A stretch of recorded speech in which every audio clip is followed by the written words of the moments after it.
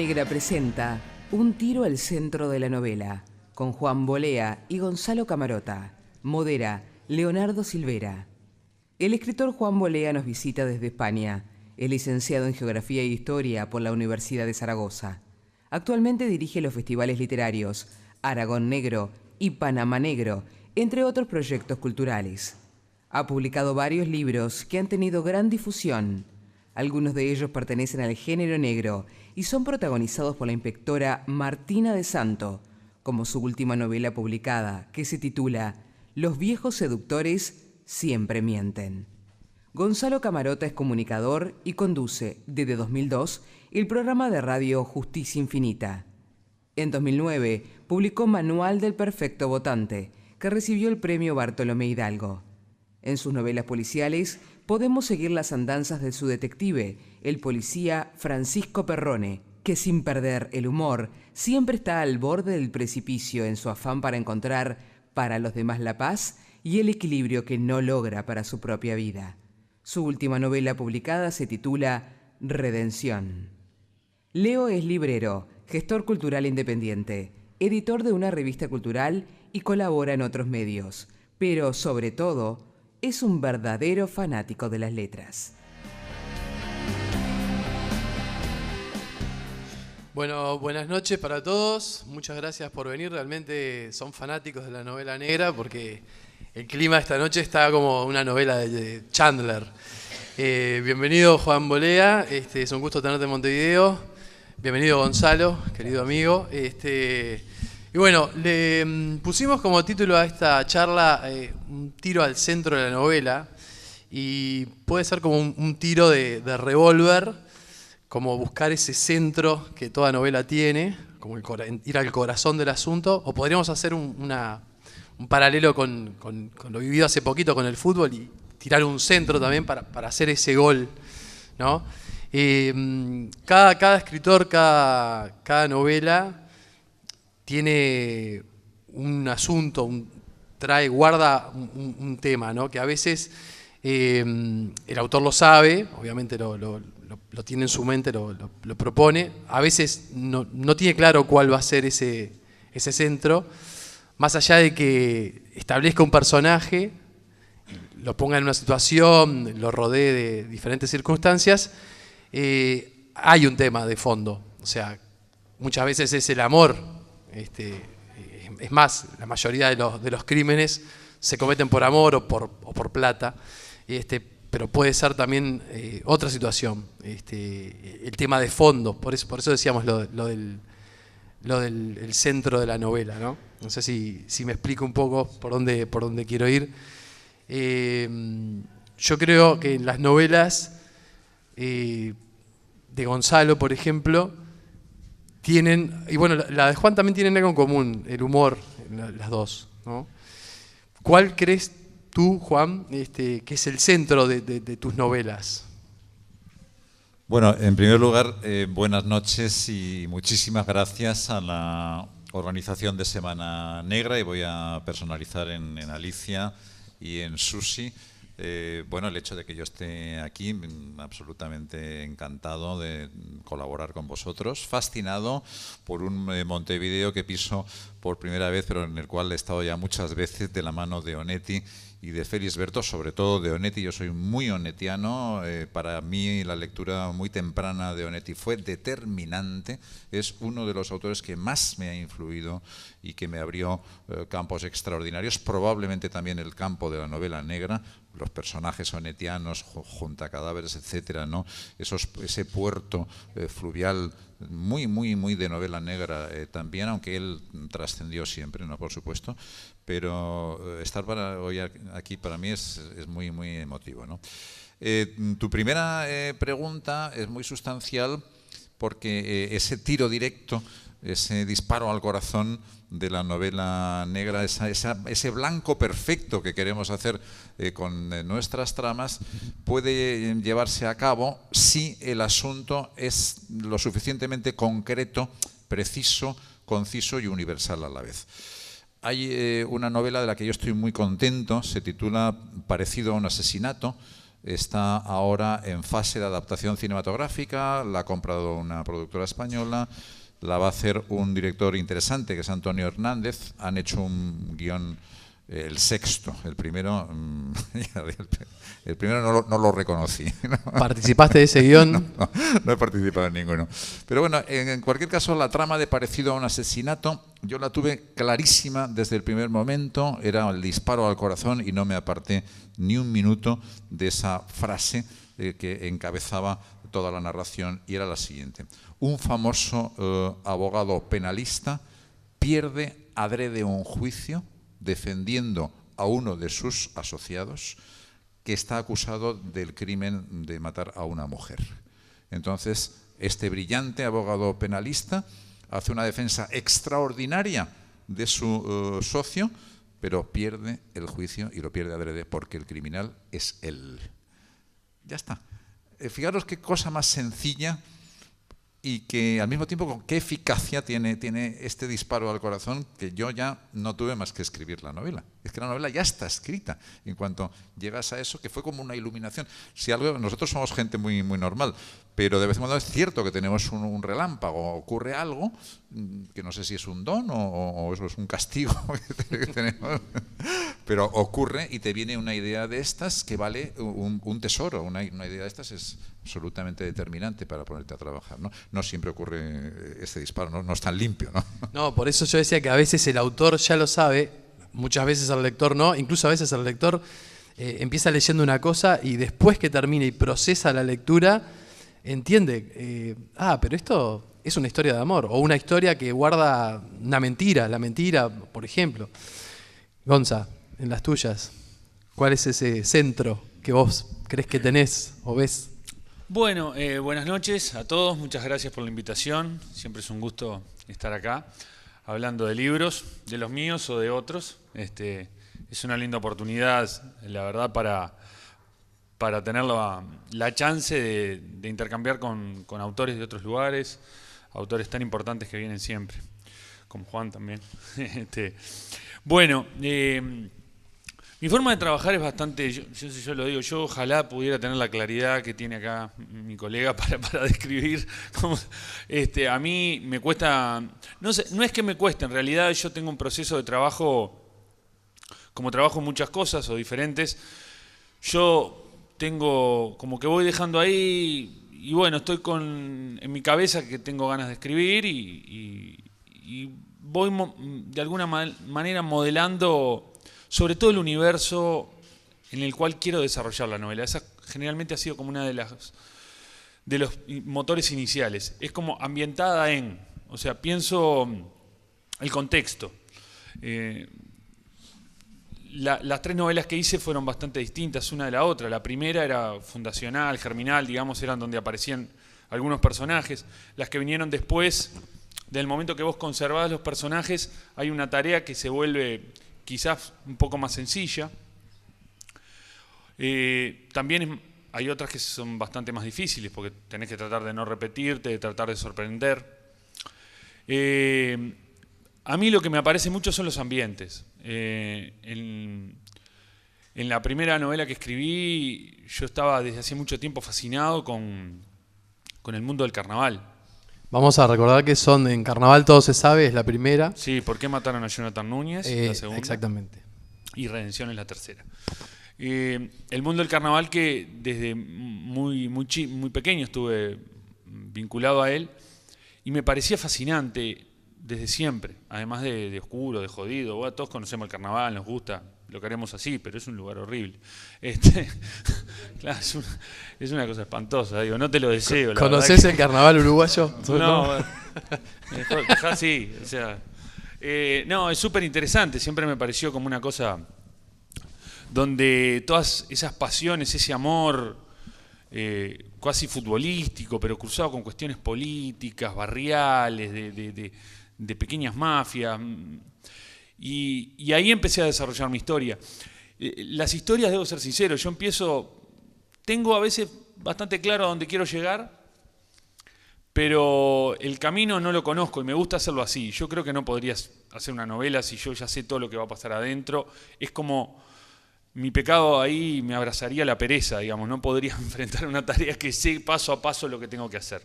Es como que necesito dejar todo ese grado de incertidumbre para ir trabajando, lo cual es horrible porque me hace trabajar el doble, porque como voy construyendo cosas o creando cosas en el camino, muchas veces tengo que volver y corregir, a corregir y eso, porque claro, de repente personajes que al principio eran irrelevantes cobran una importancia más adelante, pero bueno, en esta última novela fue el Congo. El Congo, claro, el vincularme por diferentes lugares a la situación del Congo, desde las noticias de los cascos azules, de leer sobre el genocidio de Ruanda, digamos que es Congo, no es Congo, pero es Congo de alguna manera, porque el conflicto del Congo, parte del conflicto del Congo es heredado de ahí. Fue lo que me motivó, me disparó, junto con una Ida Amberes, que al final quedó afuera de mi novela, pero fue lo que me disparó el argumento de esta novela, de generar un crimen que estuviera vinculado con el Congo.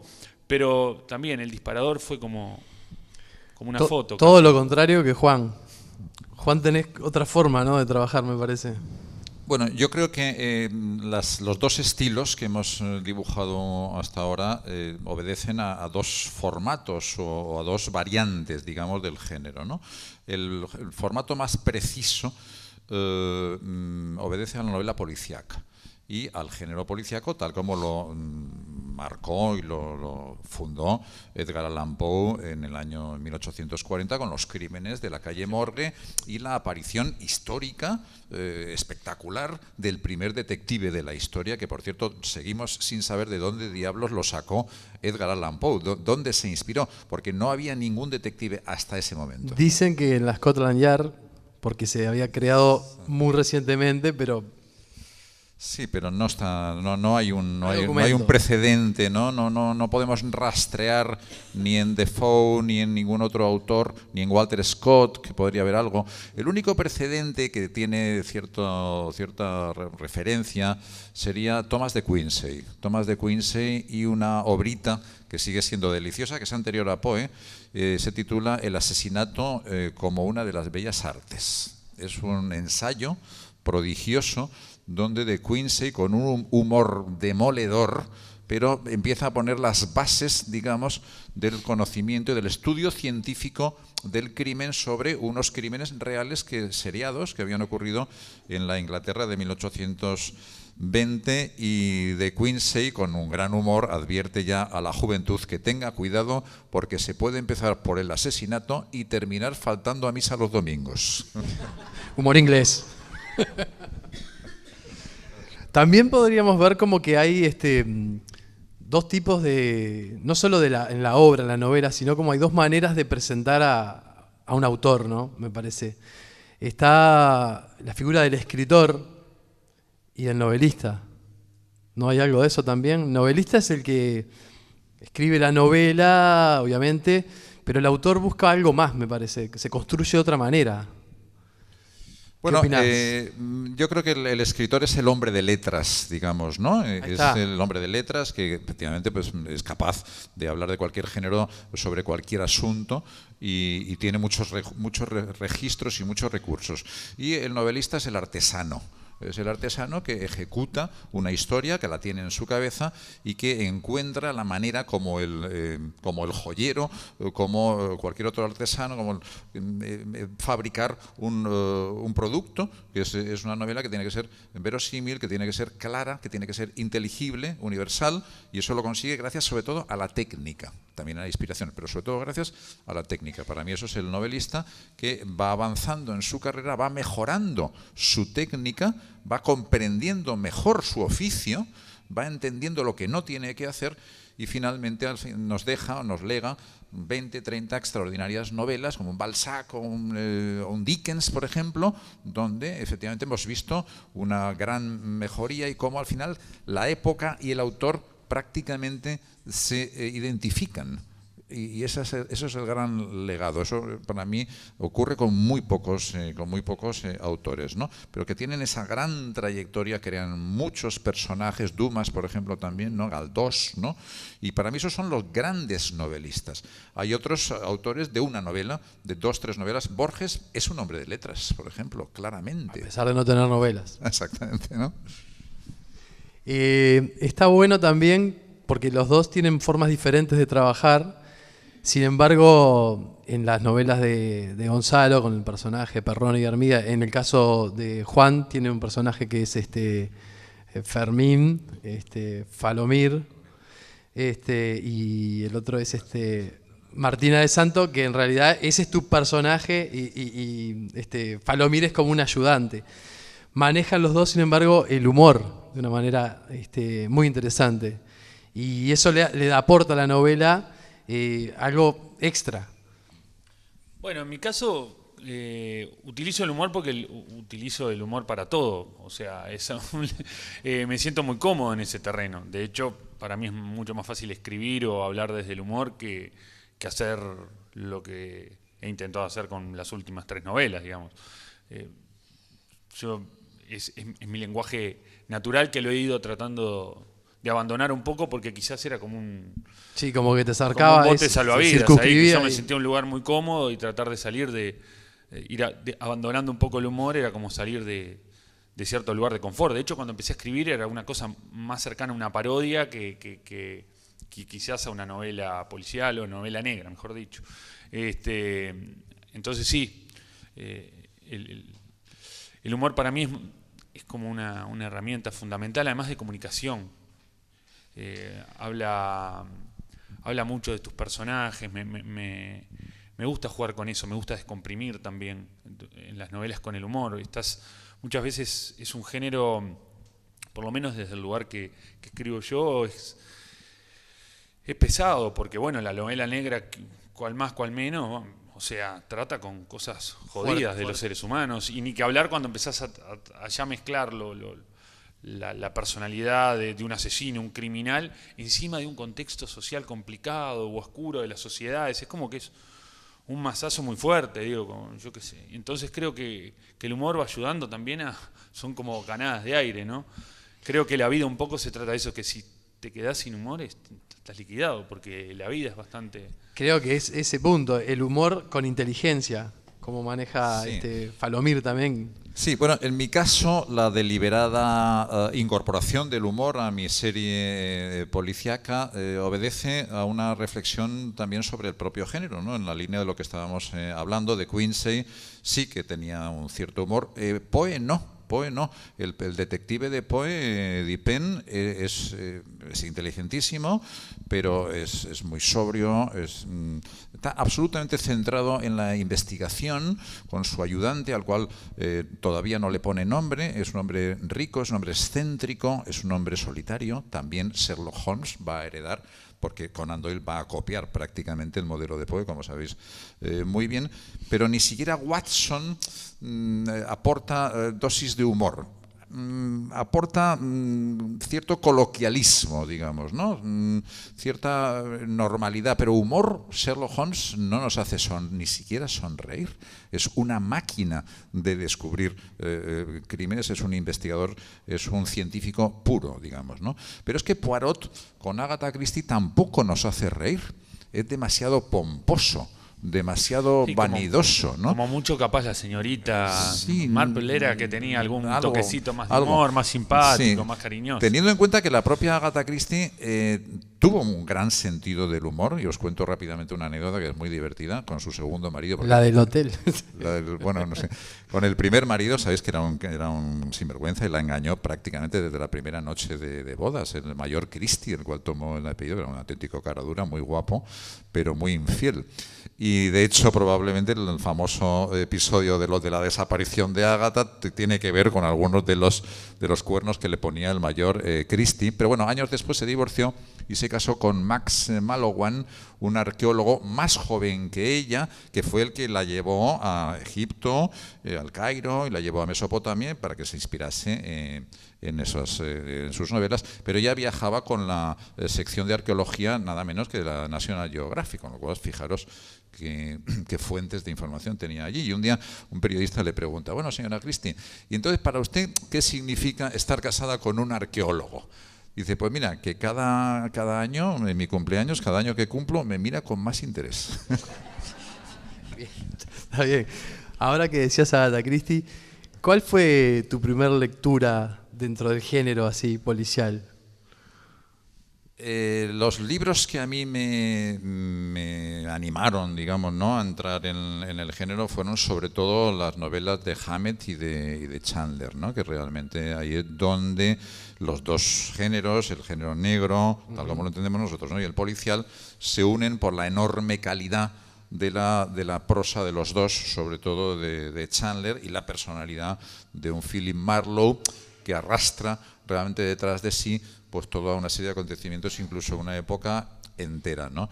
Esos son algunos de los elementos que me animaron. Y luego yo había empezado con novela de aventura, novela de viaje, novela colonial, entre comillas, novela política. Es que a mí los temas que me interesan realmente tienen mucho que ver con esa naturaleza humana más profunda, el dinamismo, la acción, el diálogo, el amor. Bueno, y eso la novela negra lo tiene todo eso, más el plus del enigma, el plus del misterio. De manera que cuando yo desemboqué en la novela negra, ya llevaba unas cuantas escritas y entré de una forma muy natural, muy natural. Solo necesitaba un buen personaje o un personaje para seriar todas las ideas que venían, los casos que empezaban un poco a rondar por mi cabeza, y creé una mujer, creé a Martina de Santo en el año 2004-2005, una mujer un poco en la línea de Sherlock Holmes, ¿sabes?, muy analítica, sin una vida privada interesante, centrada en los temas y centrada en casos especialmente atractivos, casos que van a entroncar con antiguas religiones, con viejos mitos, ¿sabes?, con el mundo cultural o literario, de manera que los casos de Martina de Santo tienen un plus, tienen algo más, ¿sabes? De pronto abrimos una página de la historia, viajamos pues al mundo del Amazonas o a la isla de Pascua, bueno, allá donde nos lleve el caso, ¿no? Pero al mismo tiempo es una mujer inquietante, tiene algo raro en su naturaleza, que es lo que a veces hace asomar la novela negra también allí. Tus lecturas, Gonza. Bueno, mis lecturas iniciáticas. Sí, creo que la primera historia policial que leí fue Los crímenes de la calle Morgue, porque cuando yo era muy chico había una colección, capaz que algunos se acuerdan, de Bruguera, que eran tapa verde cotorra, muy y yo tuve varios de esos, ahí leí algunos clásicos y bueno, entre ellos después en la adolescencia leí algo de Agatha Christie. Y después lo que me empujó a escribir esto fue fuentes varias. Creo que los autores modernos, por así decirlos, bueno, o más acá, que a mí me tocaron bastante fueron Mankell y sobre todo Connolly, pero no Connolly el americano, sino Connolly el irlandés. John Connolly. John Connolly, el cual estuvo hace unos años acá. Sí. Pasamos en la Semana Negra.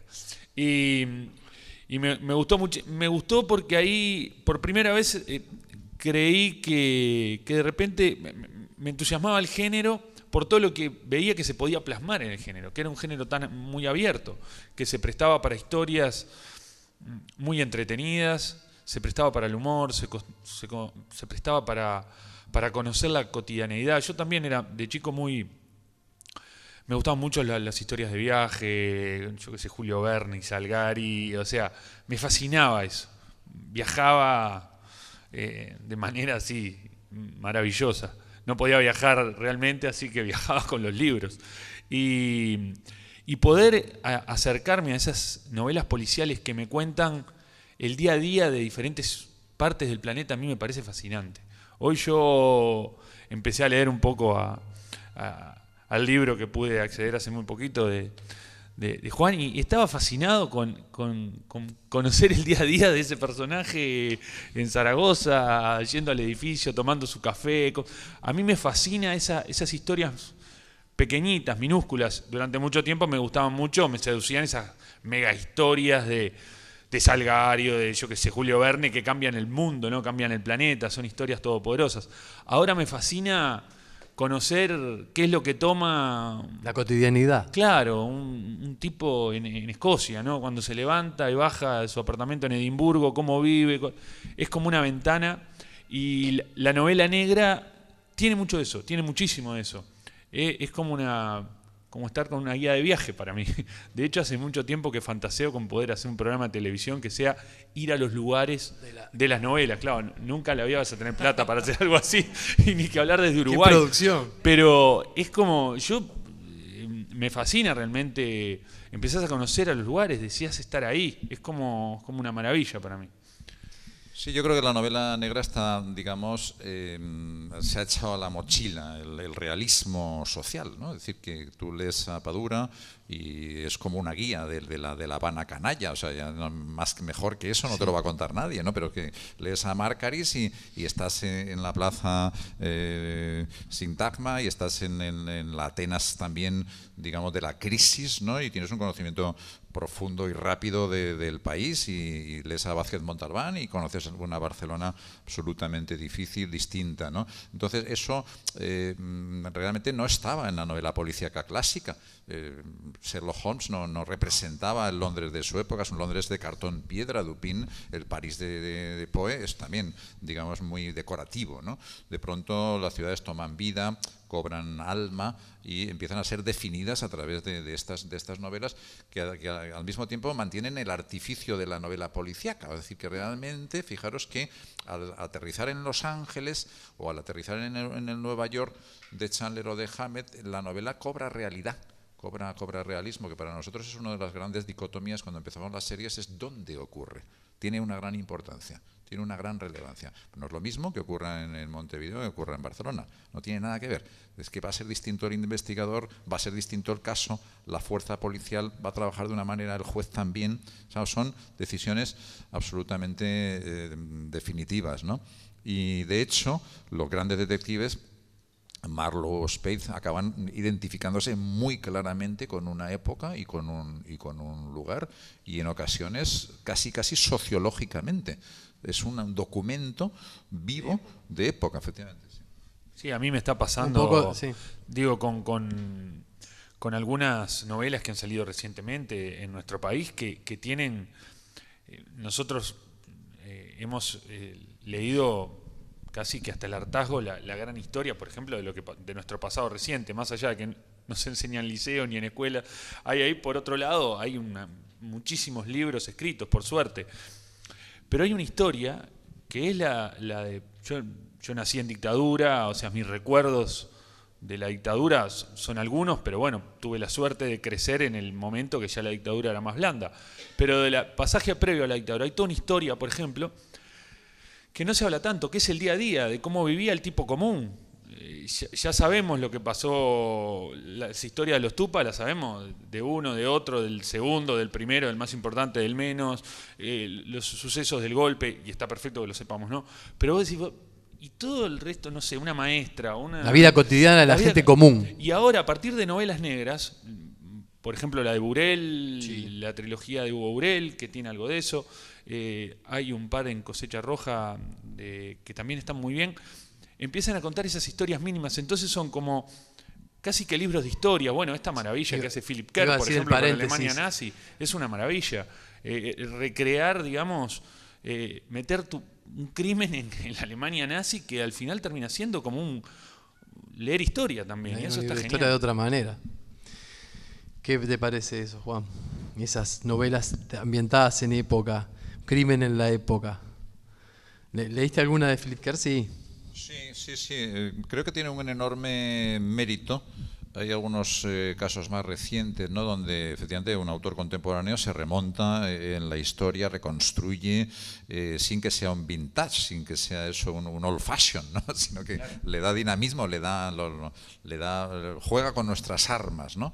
Y eso a mí me parece de una enorme dificultad.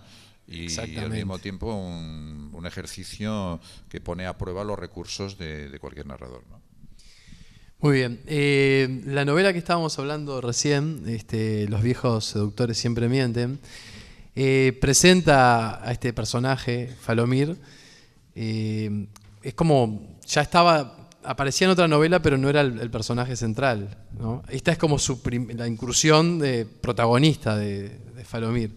Sí, debuta en la anterior, que se titula El síndrome de Jerusalén. Es una novela de Martina de Santos, una novela de su serie, pero se apoya en un detective. Es algo raro, como sabéis, que la policía normalmente con los detectives tienen muy escasa relación, en España al menos, ¿no? Porque el detective tiene muy pocas atribuciones o ninguna, y sobre todo en cuanto aparece un cadáver, pues es una competencia puramente y meramente policial. Pero en el caso del síndrome de Jerusalén, este simpático detective se las arregla para seguir colaborando con la policía y con una inspectora que ya es un mito como Martina, porque efectivamente el caso los va a llevar a Jerusalén y el padre de Florian Falomir, de mi detective, es armenio, es judío.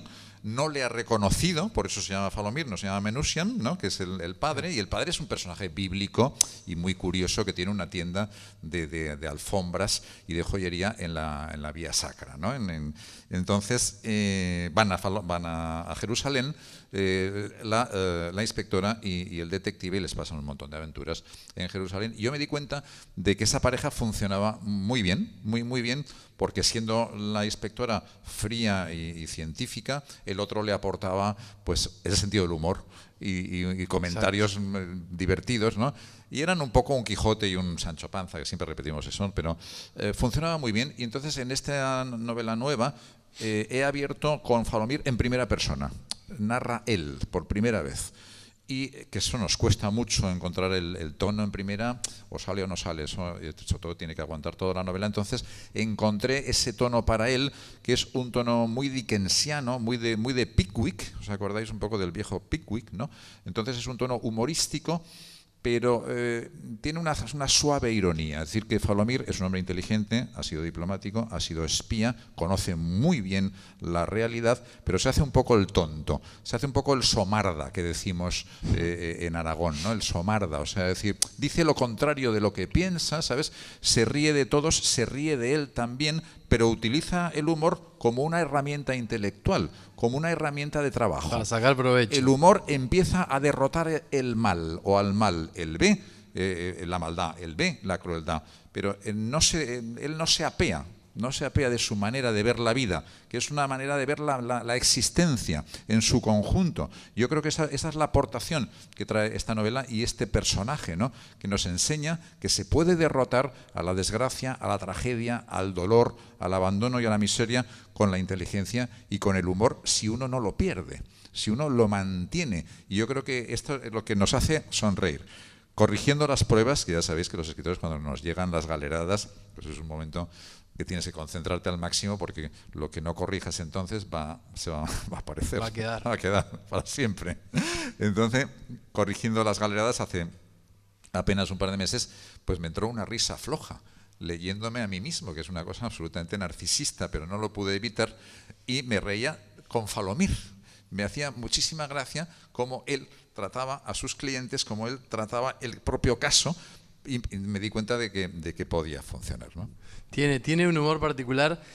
Además, no es un humor como gag, sino que es un humor permanente, que en eso es parecido también al humor de las novelas de Gonzalo. No son pastillitas de humor. Sí, yo lo tengo bastante... Sí, incorporado. O sea. Claro, mi personaje de repente no está constante en eso, porque tiene momentos que se viene para abajo, claro. Se viene para abajo, es más ciclotímico. Y el humor en la novela es más así, hay momentos de la novela que tienen como un estado de ánimo que predomina, y yo más a veces los pienso como capítulos donde van cerrando como pequeños cuentos, ¿no? Es como...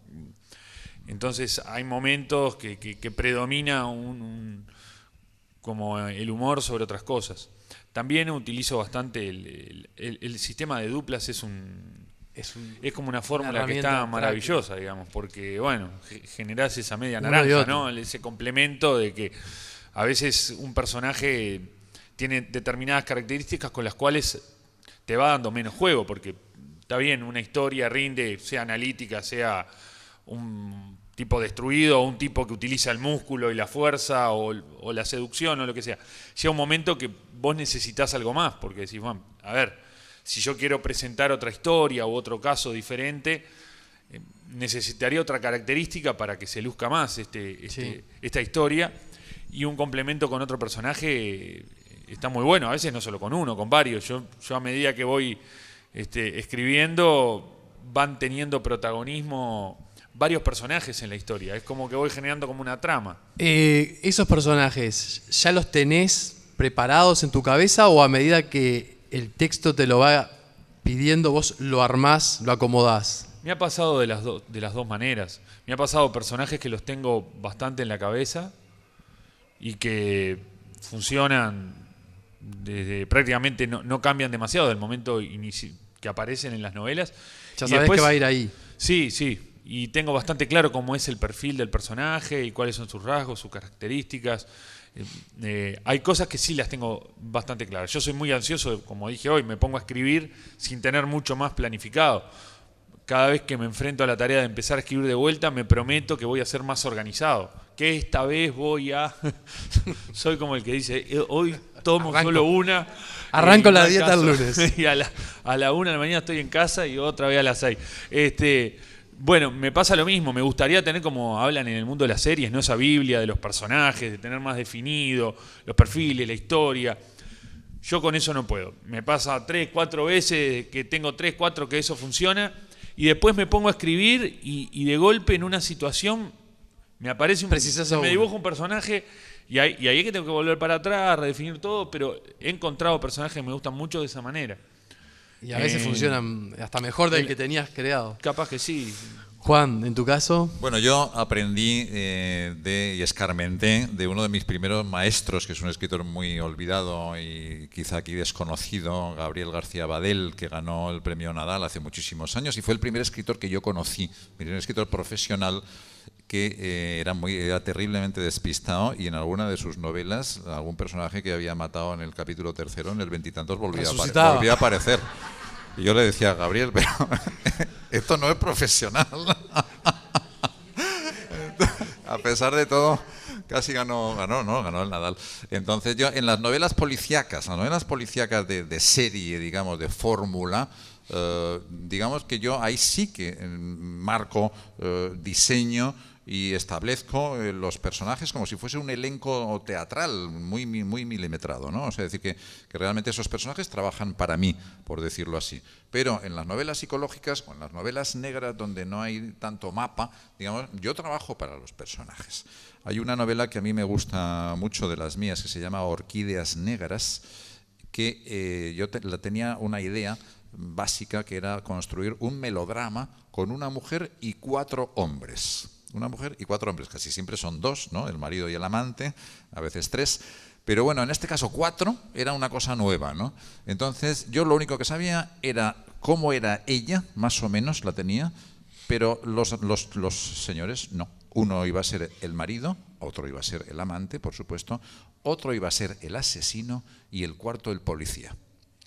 Bueno, a partir de allí yo ya me abandoné y empecé a disparatar, y me lo pasé en grande hasta que eso empezó a emerger de alguna manera los personajes, pero no era yo el que los construía, eran ellos que empezaban a venir. Dominar. Ellos querían aparecer en esa historia, conocer a esa fascinante mujer que iba a ser capaz de jugar con 4 hombres, y estando en la isla del Hierro, en las Islas Canarias, es una de las islas más solitarias, pues allí encontré esa carretera, esa casa donde iba a vivir Puerto con su marido, que yo ya sabía que era un viejo director de cine, y a partir de ahí construí Orquídeas Negras, que es una novela de inspiración donde las escenas prácticamente fluían a medida que yo las escribía. Y es una novela muy poco corregida, realmente, y sin embargo creo que salió lo que tenía que salir de allí, ¿no? Como decíamos recién, se dio más resultado.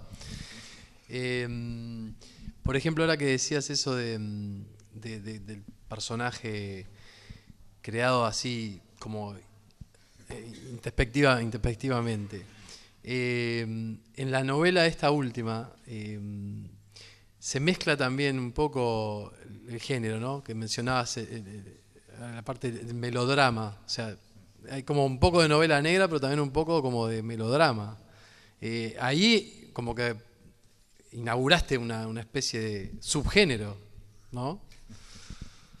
Sí, bueno, hasta ahora Con sabes Falomir. que la novela negra y la novela romántica esto era como agua y aceite, ¿no? Es decir, que son principios totalmente opuestos.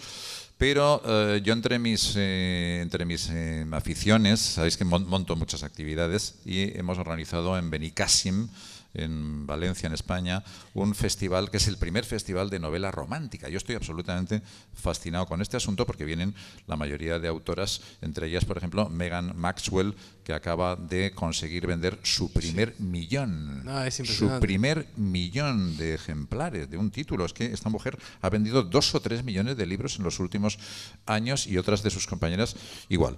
Leyendo estas novelas, que son melodramas, son novelas románticas con sexo explícito, que es otro de los tabúes de la novela negra, donde muy raramente hay grandes escenas eróticas. Raramente. Gonzalo tiene buenas escenas y muy bien redactadas. Sí, sí, sí. Enhorabuena, porque es muy difícil, ¿no? Sí. Entonces, en la mezcla de géneros que a nosotros nos encanta y este tipo de festivales también como públicos transcurrís al terror, a la ciencia ficción, a la novela negra casi sin darnos cuenta. La novela romántica estaba ahí, desdeñada, apartada, pero con un éxito popular creciente, y algo tiene que tener. Tiene historias de amor. Muchas de ellas estupendas, muchas de ellas muy cotidianas, muchas de ellas de un gran realismo y personajes reales, porque fijaros que en la novela negra nosotros trabajamos mucho con tipos. Tenemos una amplia galería de tipos, pero a veces no son personas. A veces no son personas, son tipos, son arquetipos. Arquetipos, claro. Sí, son arquetipos. Y funcionan maravillosamente bien y nos sacan de muchísimos apuros, pero no son personajes como los trabajaría pues un director como Bergman, por ejemplo, o como Buñuel. No tiene nada que ver. No abrimos esa puerta. No abrimos esa puerta, nos quedamos un poco en el arquetipo. Cuando abres la puerta aparece algo diferente, que a lo mejor artísticamente es más flojo, tiene menos calidad, pero ahí hay algo que es nuevo y hay algo que es más profundo, a veces simplemente porque es más real, ¿no? Es más real, o es más vulgar, puede ser también, ¿no? En cualquier caso, tenemos que estar siempre como muy, muy atentos y saber en qué terreno estás tocando. ¿Qué tipo de música estás interpretando en ese momento? Si es tuya, es una composición tuya, es ajena, y saber exactamente qué es lo que le vas a ofrecer al público. Yo creo que esa es una decisión profesional que hay que tomar al comienzo de la narración. Es decir, ¿qué voy a hacer? Voy a crear lenguaje, voy a romper novela, voy a hacer vanguardia, voy a hacer tipos, voy a seguir por la senda de Agatha Christie. Eso son decisiones que o las tomas al principio o si no salen unos híbridos como Frankenstein, ¿no? Monstruosos, ¿no? Bueno, que se cumplieron 200 años. Igual siempre tuviste como la presencia femenina, porque ya desde Martina de Santo en el 2004 poner una protagonista mujer ya era algo interesante. En el caso de las novelas de Gonzalo, en esta tercera novela, que van apareciendo personajes secundarios, aparece una mujer. También eso es interesante. ¿Qué opinas de eso, Gonzalo? De que aparezcan mujeres, que está Sí. bien, porque en la vida me di cuenta que hay mujeres en Exactamente. general. Me he puesto observador últimamente y me doy cuenta que a muchos lugares que voy hay mujeres también haciendo cosas. Y que leen mucho también. Sí, bueno, lo que pasa es que la novela negra, hay una parte, ya que hablamos hay como en esto de los arquetipos, el rol de la mujer generalmente, o el lugar que tenía la mujer en esa historia, es un poco desde el arranque, esa especie de femme fatale, ¿no? O esa damisela en apuros, que el detective o el policía va y ayuda, o la que provoca todo el descalabro, o tienen ese lugar a veces de tejedoras, medio en las sombras, pero, por ejemplo, no es que abundan los personajes femeninos. Por lo menos en lo que primero se me viene a la cabeza. O sea, generalmente tenemos es un detective o un policía. El mundo de la ley también, a ver, vos vas a los juzgados y hay mayoría de jueces penales, hay mayoría de abogados penales, hay más criminales hombres que mujeres, o sea, las cifras son aplastantes al respecto. Entonces, de alguna manera creo que es lógico que sea un mundo que predomina la presencia o la presencia masculina y quizás hasta lo masculino. Sí. Porque, bueno, hay toda una cosa de la violencia más explícita que tiene más que ver con nuestro género que con el femenino, digamos, con lo femenino, digamos. Entonces, más allá de que sí hay excepciones y aparecen, no sé, tenés asesinas en serie, pero la cifra de asesinos en serie es aplastante. Entonces, bueno, si vos querés hacer una novela de una mujer asesina, va a ser un desafío quizás mucho más grande y puede ser que entres a pisar terrenos más inseguros. Si buscas seguridad, capaz que es más tradicional y un refugio más seguro, digamos, ir por lo varonil, digamos. Entonces, pero después que me di cuenta que quizás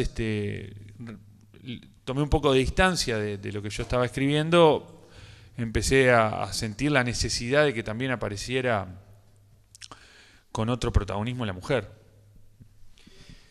¿Cómo estamos? ¿Estamos bien? Estamos como para que si quieren hacer alguna pregunta. Yo tenía un comentario, ya que tú sacaste el tema de las novelas de Burel, que te interesaron por la época, porque tuvimos una charla con Burel en la previa de Semana Negra, lo que llamamos las charlas en el Marropa, y él dijo que en realidad, que no sabía si decirlo o no, porque bueno, pero que la trilogía era una gran historia de amor. Entre Beatriz y Gabriel Quero. Y que para mí... que se fue dando cuenta después a medida que lo escribió. Sí, ahí volvemos al centro de la novela, o sea que a veces no lo sabemos de antemano. A mí una vez el padre de una amiga de mi mujer un día me llevaron a una charla ahí de unos veteranos, un grupo de veteranos que habían leído la novela y fueron para conversar de eso y me transmitían que la novela, ellos sentían que era una novela de amor. En el fondo era una novela de amor, porque todo lo que pasaba era por amor. Habría que ver qué tan amor es eso o no, o cuánto de obsesión, o cuánto de locura. De amor? Pero bueno, en ese amor disfrazado que a veces tenemos de locura, creo que está, o esa locura disfrazada de amor, mejor dicho, está siempre presente, o sea, o en muchas historias están presentes. Yo creo que es bastante común que pasen, que el motivo final termina siendo... En el fondo es lo que mueve al ser humano. Sí. Juan, para terminar, un comentario tuyo sobre este tema, como el centro si es el amor o no en las historias. Es una pregunta de mal amigo. Tienes que hacer a la chica de la novela romántica. No, nosotros a veces somos hombres sin amor en el género negro. Lo fue Sherlock, lo fue Humphrey Bogart, ¿no? En su doble interpretación de Spade y de Marlowe. Muy pocos grandes detectives han conocido el amor y tal vez por eso trabajaron como trabajaron. Nunca lo sabremos. Yo sí que creo que el amor realmente es el motor de prácticamente todo, pero a veces los géneros, como digo, se apartan y encuentran este tipo de encantamientos, de hechicerías y fascinaciones que no tienen que ver con el amor, sino con la pasión del conocimiento, con el terror, con la muerte, ¿no? Que son otras de las pasiones humanas. Bueno, entonces damos por cerrada la charla. Gracias a todos.